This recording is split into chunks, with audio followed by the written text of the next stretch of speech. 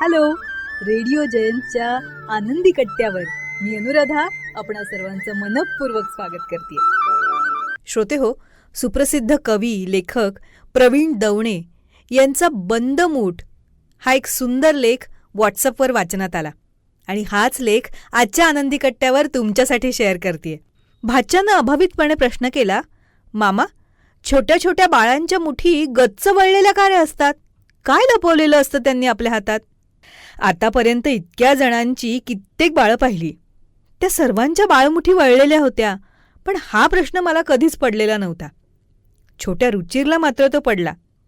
बहीण म्हणाली, कालपासून मला विचारून भंडावलंय म्हणून तुझ्याकडे पाठवलंय, दे आता उत्तर.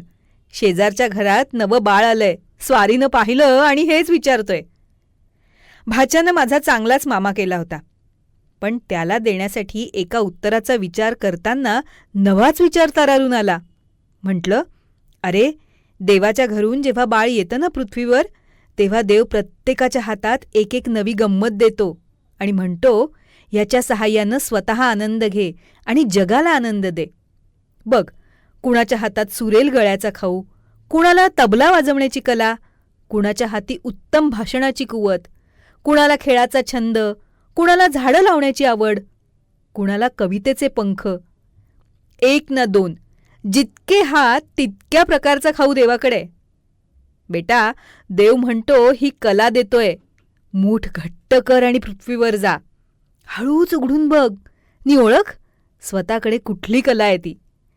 म्हणजे सर्वांकडे एखादी कला असतेच. परमेश्वर कुणालाच मोकळ्या हातानं पाठवत नाही.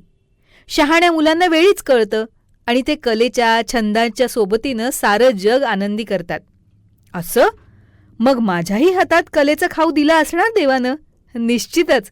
चल, आत्तापासून स्वतःत कुठली कला, कुठली क्षमता आहे हे शोधायला सुरुवात कर. श्रोते हो, आपल्याही भोवती असेच पुतणे भाचे असतीलच.